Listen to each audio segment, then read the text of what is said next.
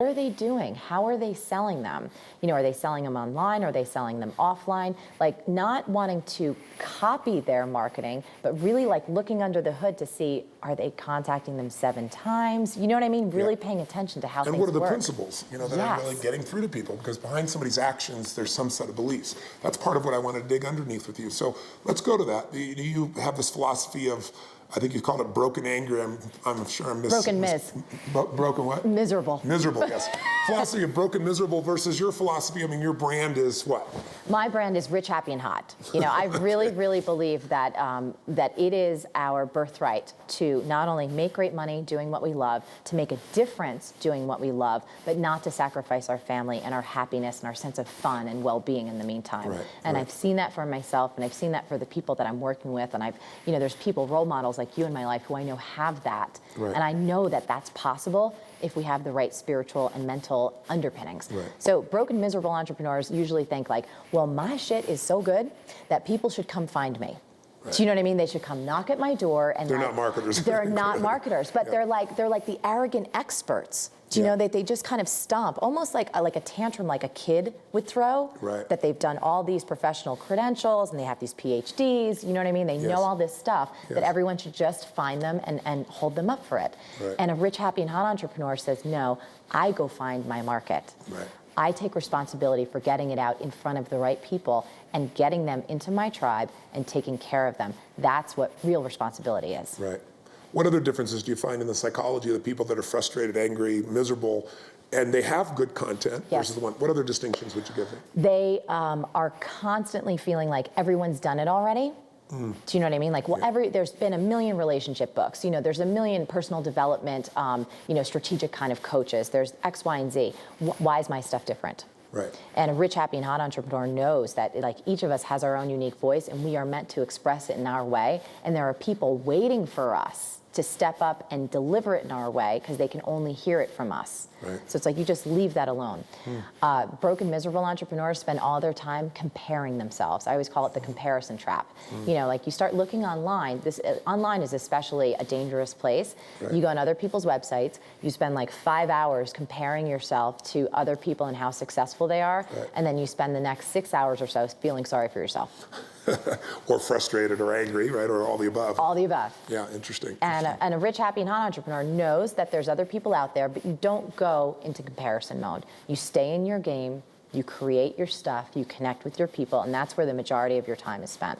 And the only way people really get that, I think, is just by doing it and finding out. I think a lot of people are surprised when they go out and they start to share their message and somebody responds to them. But if it's really coming from a place of something they're passionate about, there's almost always somebody out there that's hungry for what you have to deliver, but especially in the world we have today. When you look at what's made you successful, what do you think has differentiated you from other people that have done a lot of things? They have had a passion, they have, pursued what they wanted, they put out some good content. What do you think has helped you to separate yourself from the general population, so to speak? Couple things. One is really getting that like now is all there is. And so I make it my life practice, like wherever I am, that's where the party's at. Do you know what I mean? So it's whatever client interaction is happening, whatever, if I'm like stuck on a plane and the plane's stuck in the tarmac, that's party time. And really training myself in that, not just saying it, but living it. And if I catch myself straying, to come right back. How do you do that? The way that I do that is that if I catch myself complaining in my mind as though this isn't it, as though life should be different, I go, I'm back. Something I learned from Josh. He always teaches you to say, I'm back. And then you re-engage and you take a look around. Like everything that's physical is happening in the current reality as far as we know. So the sensations in your body, the lights, the feeling, that brings you back into this current moment. And then the people around you, it's just, I feel like it's muscle memory. You know what I mean? You just keep training If there's yourself. A question in your mind, if there's a focus, what do you shift your focus from? Instead of life isn't the way it needs to be, you change your focus to what? I change my focus to like, here's where the party's at. What's happening right now? What's happening right now? What's happening? What needs my attention right now? Do I need to dive into my email? Is Josh, my fiance, right here? Does he need attention or love? Do I need to make dinner? There's always something screaming in your current environment that needs you. And then when you re-engage in that, you get re-engaged with reality and you stay out of here. Key word you brought up there is what needs you, because when you feel like you're needed, a different part of you shows up, then you have to do something. Yes. So tell me, what's the difference between I have to versus I'm needed for you? I like to be of service. You know what I mean? And I find that when I'm not just looking at like what I can get from something, but really what am I here to give, everything relaxes. My brilliance seems to show up. My relationships work a hell of a lot better. Life just gets easy. Right. So I just try and pay attention, you know what I mean, to like what works and keep moving towards that. How do people deal with the fears that stop them? Because everybody's got they got their story about why they can't do it. Hopefully we've bashed that up pretty good. Yes. But there's still that gut level fear that many people have. Fear they're going to fail, fear of success sometimes, fear of not looking good. How do you help women specifically, and men, I'm sure the principles will be the same, to overcome their fears? You know, again, this is going to be kind of contradictory answer. I say, I have so much fear, it's not even funny. I just don't pay attention to it anymore. It's like, you know, there's an idea, no two things can occupy the same space at the same time. You know, you can you can either be engaged in what's happening right now, or you can be talking to yourself up here. And what I've found for me, when I feel fear about something, it's like, it's a vibration in my body. You know, it's a little uncomfortable. And if I can just hang out with that and stay engaged in what I'm up to, like sending the email, sending the marketing promotion, calling the client, it falls away, it shifts, something else comes in.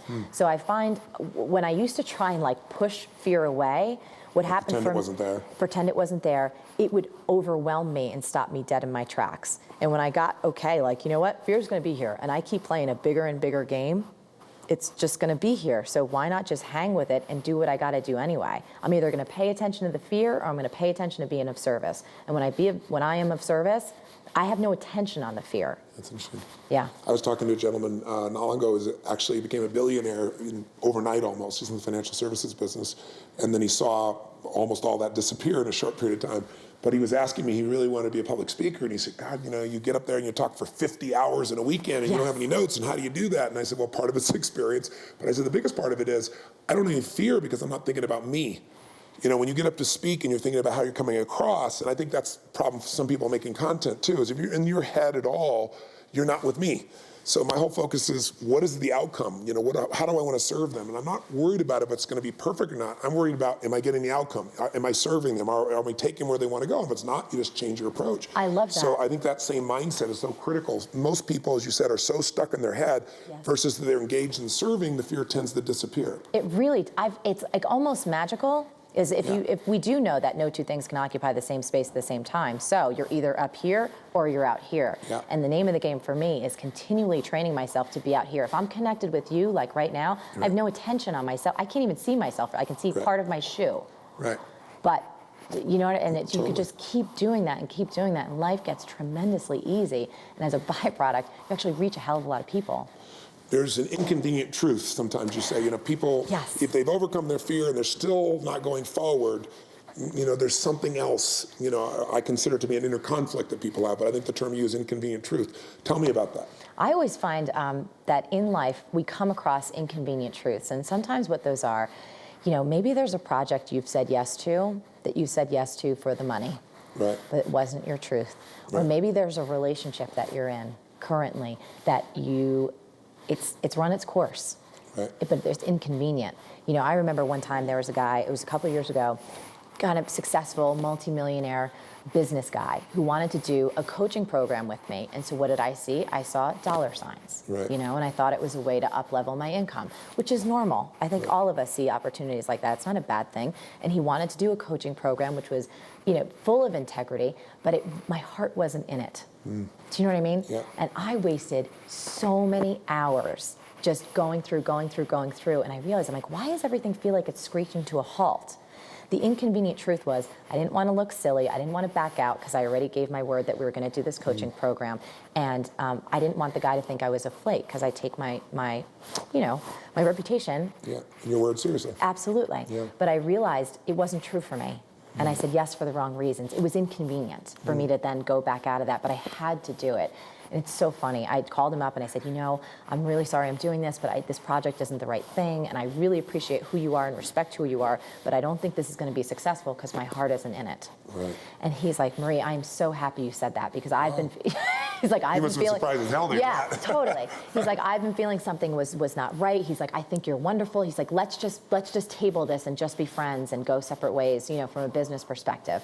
And everything, like my passion came back, so many things came back. But I found that to be true in my life and other people's lives. It's like when you're out of integrity anywhere in your life, oftentimes it can be an inconvenient truth. You don't want to look at it. Yeah.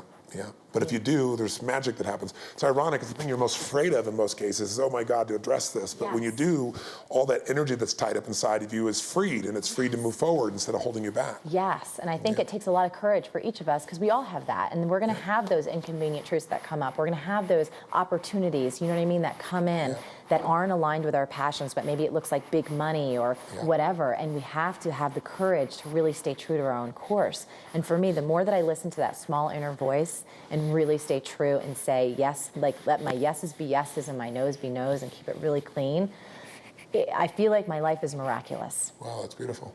I really respect you. I think if there's a common denominator I'm hearing in your story, it's your ability to tell yourself the truth, to listen to your gut. As corny and simple as that sounds, people all want the magic formula when it really comes down to courage and faith. Yes. You know, the courage to tell yourself the truth, to tell other people the truth, to face your fears, and just do damn things. And then when it doesn't work, learn from it. Yes. And have the faith that if I keep moving forward, I'm going to get where I really want to go. And you've done that in your career points several times along the way, but it sounds like you've also done that in your relationships and in your business. Yeah, I mean, it takes a lot of courage for each of us, but then it's so, what's interesting, this whole idea of mistakes, like I honestly don't believe in mistakes. I really don't. Like, we're human, we make errors, you know what I mean? We do silly things, like you're mean to your, if I'm short with Josh, I apologize, you know what I mean? We screw up, of course. But on a kind of more global level, I don't know. Like mistakes, it's like you're always operating. You can't. Yeah. And there is no mistake. If you're doing what you really think is right in that moment, and you're operating from full integrity, and you're giving it your best, if it doesn't work out, it's like it's a marketing test. Yeah. Every great marketer, it's like you don't fall in love with your ideas to the point where it's like, oh my God, if it doesn't work, I'm a failure. It's like, well, maybe we need to change the headline. Yeah. Maybe we need to change the price. Maybe the offer's a little off. Maybe we need to ask our customers, did that sound crappy? Like, is that just not fun for you? Are you not interested in it? Yeah. We don't have to personalize those things, though. Right. I was talking about that a lot this weekend, and people were kind of shocked when I said, what do you mean there's no mistakes? I said, there's really no mistakes. And if we can, even if we just play with that, even if that's not accurate, but that's the lens you start operating through, it's like, how much more space would you have? Well, you do a lot of things, wouldn't you? Because you wouldn't be worried about whether it was right or wrong. You just find out whether it works or not. Totally. And the difference between right and wrong versus works or not is also a real simple distinction that most people don't get in their body, because right and wrong tightens them up so much. Right. Tell me this. You've talked about, you're willing to make mistakes and so forth, and yet I know a big part of your philosophy is be a pro, be a professional. Yes. So balance that for me, and let's talk about that. So this whole idea of being a pro, and I learned it from a book called The War of Art by Stephen Pressfield. Amazing book. Great title. All about resistance. And you can read it in an hour or two if you're fast, short read. Amazing. So the whole idea of being a pro, what it means to me is that when you wake up in the morning, be a pro at making your bed. Like, bring engagement to making your bed and do it like you are a professional bed maker. Then when you go to brush your teeth, be a pro at brushing your teeth. Don't throw toothpaste all over the place, you know what I mean? And you're just a freaking mess. Be conscious instead of unconscious. Absolutely. But when you get fully engaged and bring excellence to everything you do, even if it has nothing to do with work, then when you aim yourself at that project or your new business, how do you think you're going to operate? If you've trained yourself to be professional in everything, then when you aim at the really important things, you're still in that modality. Yeah, it becomes your standard. It's the way you operate. Yes. And taking a look at it from a business point of view. I have some women show up and it's like, well, I got this new business, and I'm like, well, what's your email? Do you have a business card? It's like, there's no business card. They're using freaking Gmail. Their website looks like a 7-year-old put it up. You know what I mean? Yeah. It's like... And if you went to their house, you'd probably find it as a mess, not always, but right? I mean, it's the same habits is what you're saying. Yeah, absolutely. Yeah. So to come with the idea, and I found this to be true for me, some of us can have the idea, at least from time to time, it's like, oh, well, the dishes don't really matter. Do you know what I mean? Or how I wash my hair, it doesn't really matter. Or how I put my clothes on, doesn't really matter. Well, you think you're going to bring a level of engagement to your business then if 90% of your day doesn't matter? Yeah. No satisfaction. Everything sucks. Yeah. Your results are going to suck. Yeah, that's beautiful. Well, one of the emotions that I think stops a lot of people is some people will go out, and I hear this a lot, they'll go listen to programs, they'll get some great marketers' information, and they'll immerse themselves in it, and they get overwhelmed. It's like, oh my God, I got to do this, I got to do that, and as a result, they don't do anything. How do you get over the implementation trap, so to speak? You know, the thing that stops people. How do you help people do that? Well, I like to come back to that idea of no two things can occupy the same space at the same time. So in any given moment, you're either thinking about all you have to do or you're actually doing it. Right. You can't be doing both at once. Right. And what I found for myself, when I was stuck in thinking a lot, I wasn't getting anything done. Sure. So if you can just catch like the simple awareness, you know, like there's that saying that small hinges swing big doors. Right. I feel like this is one of those ideas. It sounds really simple and subtle, but it's huge. Any moment you catch yourself having the conversation in your own head, I am so overwhelmed, I don't know what to do, pick something and act. Right. If you go back up here, engage again. Mm-hmm. And that simple training of getting into action rather than talking to yourself about it will save you hours upon hours upon hours of time. And it kind of goes back to that idea we said before about, you know, there are no mistakes. You just got to get going. And it's usually through action that we see the next step, or we see the next step, or we see the next step, not from thinking. So go figure out that passion if that's the next step. If you know what that product is, then go figure out how you're going to attack that from a content perspective. Do your first video. Do your first video. Even if it's a sucky video, we all do sucky things at first. It's right. like, it's cool, it's you, it's natural. Just right. do that first thing. Stick that up, you'll learn something. Right. Do the next one, you're probably going to be a little bit better. Do the third one. The less we spend up here, the less time we spend up here, the more time we're engaged. Most successful people I know are always in action. And today, it's unique. If you want to start a business before, oh my God, you had to put up so much capital and so much time and get a lease and all those types of things. And today, in the virtual world we live in, what does it cost to get started? Hardly anything. I mean, WordPress, like blog-based websites, some of them are free. Some of the themes are very inexpensive, like under 20, 30 bucks. Yeah. Twitter is free. Social media is free. YouTube is free. Aweber, you know, is a company that many people use to start their mailing lists. Yes. I think it's like 19 or 20 bucks a month. Yeah. It's like very, very, very inexpensive. I don't have an office. My team is all virtual. Let's talk about that. Some people hear about like Eben and they'll go, okay, he's doing $22 million and he's got 80 employees.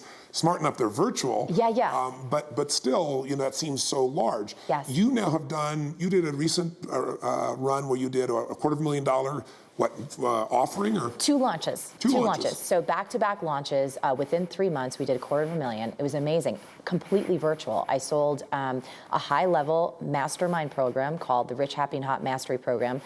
Amazing adventure mastermind. Like we do pole dancing, we go to Mexico, and we're talking about business and marketing. It's ridiculous. That's great. But I sold that all through video. Do they know they're into pole dancing when they don't? Well, now they're going to know. But we do all kinds of different things. Now they're going to know because of us. Yeah, now they're going to know because of us. But they love it. It's like an adventure mastermind. Like we don't just talk about. So you say bring your high heels and bring your swimming dress. Oh my God, the girls, they were like, some of them are control freaks. You know what I mean? Some of them are just like, I need to know the agenda. I'm like, whatever. You already gave me your money. You trust me. Just show up with heels and work out gear, and everything's going to be fine. And they show up, and then they love it. They're like, oh my God, this is the best thing since sliced bread. So it's very cool. So that program, I just did a bunch of videos. I sent out a lot of emails. I did teleseminars. You know, the program at that time was 15,000, and we had a lot of people that were very interested that had never met me before. Now that speaks to the power of authenticity in marketing. Like, I was shocked. Some of these people, they feel like they know you through your videos. They feel like they know you from the conversations they've had that are different than what they would have done in person. Yes. But they still feel like you were there with them. Yes. So that was an amazing launch, and I had been dreaming of working with people for like a year long and taking them on different adventures and being able to dive into their business and help them with their marketing. Yes. I was terrified to launch that program. Like, you know, the thoughts that were going through my head, no one's going to sign up. I suck. This is crazy. Right. It's insane. Who the hell's going to, you know, pay this kind of money? I've never even done a big live event, and that's how most people sell more premium level coaching programs. Yeah. But I said, you know what? In my heart, I was like, I know I can do this. There was that little voice that said, you just got to go for it. Wow. And the response was awesome. And because we had such an overwhelming response to that program, many people, that price point was a little too high, but they really wanted the ideas that I was going to be delivering. So we created something called the Rich, Happy, and Hot Virtual Mastery Program. Right. I have a lot of people that have found me from my book, like in Russia and Hong Kong and Europe. So we said, well, why not create a virtual version that's a lower price point that we can all meet in a private social network and deliver content and all that good stuff. So then we did the same thing, and we sold a boatload. And so many of these women, because I just had my first live event, I met them in person. I feel like I know them. It's like they're my friends. I love taking care of them. Wow. So for me, it was like, we were really excited about those numbers, but what motivates me is how many people can I reach? Right. Do you know what I mean? Yeah. It's your same passion, your same hunger. Yeah. Your hunger to help. It really, really is. Wow, and that's so when we see we could do that, I'm just like, oh my God, this is insane. But you did the whole thing with how many employees? I don't even have full-time employees. I've my virtual assistant, she also has some other clients. I'm her favorite client because I'm a lot of fun. But I have a virtual assistant who handles like primary email. You say virtual assistant, what does that mean? It just means like if you would have an assistant in your home or an employee who helps you build websites or manage your email, if they were sitting in your office, she's not in my office. She's in Ohio. I'm in New York. Wow. So what a world we live in today. She has 3 kids, little ones. And we're online, like we have separation anxiety if we're not on Skype enough with each other. Right. And another gal who works with me, who's brilliant, who helps me co-facilitate things and like goes in the online forum and takes care of people, she's in Colorado. Wow. And I worked with her for a year and a half before I ever knew her. And I felt like we were like sister soulmates, do you know what I mean? Yeah. And she knows my life and my business better than some people who I've been friends with since I was little. Wow. And wow. we pulled off just some incredible, and I love them. Absolutely. So you love get them. to do what you love. You have a great lifestyle. You're able to be with your man as much as you really want to. I guess you split your time up between your place in New York and the Hamptons, which is really what. So you created this. Tell me about lifestyle. What has all this done for you in terms of making you not only feel alive, but be able to have a sense of freedom? It's amazing because I've had this dream. Josh is an actor, my fiance is an actor, and you know, if he's working on a film, I want to be able to be there with him. You know what I mean? If he's I want to be there with him. I don't want to be like tied to one place. And so I said, wow, what can I do to create my entire life so it's in my laptop? You know what I mean? If I have an internet connection and a phone, that I can change people's lives. And that's basically what I've done. I always joke and say, like, my biz is in my box. My little Mac is my little box, and everything is in there. But like to not have to worry about money anymore, really, I never thought that was possible. Do you know what I mean? Yeah, of course I do. And it's the most incredible feeling. And like one of the things that we're doing, you know, in the programs we're giving back. There's an organization called Kiva. .org, micro lending. And one of the things I noticed, you know, as entrepreneurs, we all have fear. And so what I was challenging all of my gals to do, I said, you know, we have a lending team in Kiva, and it's called Marie Forleo's Rich, Happy, and Hot Entrepreneurs. And I said, okay, anytime anyone gets scared, go plunk $25 in our lending team. Go pick an entrepreneur and support them, because if you know that $25 is out there in the world helping someone that you've never met, helping her run her business, you have no space to quit on yourself. You need to get off your ass and get back in the game and do it. And so I've always had dreams of making a difference like that, but I could never make it a reality. And I feel like now I just have I have a tribe and like a crew of people who we laugh and we learn together, and it's just amazing. Josh teaches this incredible approach called committed impulse. It's something that he's created that I found, I was like, oh my God, this works for entrepreneurs even better than it works for actors. So I pulled him into my stuff. Oh, that's now wonderful. I'm like, this is insane. Like, I get to work with the guy that I love, have him share his genius, travel all over. I'm like, I feel like I could pinch myself. That's wonderful. But the thing is, it's like, I'm not alone. Like, some of the gals that I've been working with, now they're creating this. That's why I know it's not just me. And I know you know a ton of people as well who have created similar kind of results. And so I just get so excited and so passionate about teaching people, like, you don't have to have a life that sucks. You really, really don't. Gary Vee talks about that. He said, you know, to be in the world that we live in today with the level of choices we have, if you can just get out of the limited mindset that says the world's shrinking, it's harder, because every single day people turn on CNN or they go on to Google, and all you're confronted with constantly is this information about how the world is ending, the finances are more difficult. But what they don't realize is that's the ultimate opportunity time too. It's a tipping point where there's all this new opportunity where somebody with their laptop, being anywhere in the world, can create what they want. They can do what they love if they can get out of the old mindset, and if they can master a few skills, if they can find some real passion and they get their ass in gear. Yes. You know, I mean, that's really it. And learn, not be afraid to make mistakes. And that's really what I wanted people to get out of our interview, is to see a real lady who speaks from her heart, who figured all this stuff out just by being courageous and shifting her approach until she gets there and is still doing that. Oh, I'm always learning. Like when I teach, I say, look, I make mistakes. Not everything works. I have fear. I'm not always confident. People always have this idea that, like, Marie, you're so confident. I'm like, no, I'm not. I have the same exact insecurities. I just really don't listen to them anymore. It's like, thanks for sharing, and let me go do what I need to do to take care of people and help people on the planet. Yeah. I think we've taken out just about every obstacle someone could possibly make up. Is there anyone I've missed that if we've got a final message to give people that are at home that are, they've been listening and they hear all these great stories of all these great people, but they still aren't acting? Anything else that we could say to them? Because my whole passion in this is the same as yours, is I want to see people truly not just empowered, I want to see them getting the life that they want. It doesn't happen overnight. No. But it does happen overnight. Yes. It's overnight by comparison to any other task, any other direction of life. What would you say to them? Well, first of all, I just love that you said that, because you brought up two really important things to me. Because what I've seen is that when you make some of those spiritual and mindset shifts, the shifts are instantaneous. Yes. You instantaneously feel different, and things start showing up in your life that you could never expect. Yeah. And paradoxically, you need to friggin' hustle. Yeah. Like, I have been working my butt off. I'm not one of those people who says, oh, look, I'm an overnight success. Yeah. I've been at this game and I'm constantly learning, and I never plan to stop. I love the game. I love the hustle. I love getting out there and learning new things and challenging myself. And one of the things I was saying over the weekend, I was like, if you think that this is like easy, or that you're not going to have to bust your ass, do not go into business. That's right. That's why. It's total bullshit. Yes. Yeah. You have to pick something you love. And if you need 4 jobs to bring the money in to feed the family, love the shit out of those 4 jobs. Right. Like, love them. Right. Don't complain while you're there. Be a pro while you're there. Mm-hmm. So then there's no resistance. So then you actually have energy when you come home to dive into that thing that you're passionate about. That's great. And so I really feel like no matter what someone's background is, no matter what their age is, no matter what, it's like there is limitless possibility for us, and we are really on the cusp of something just tremendous. And if you want to make a difference in the world, it's like the world is really your oyster. You just have to really get off your ass and go for it. That's great. Marie, you've been a total pleasure to be with. I've really, really enjoyed our time together. Thank you. Thank you so enjoyed it. much. Thank you. Thank you for being here. Those watching, you know the message. Get out there and do it. Don't just listen this time and hear all these wonderful principles or stories or tell somebody else about it. Do whatever's next. Do one step and move yourself forward. I'll look forward to seeing you next month here on The New Money Master.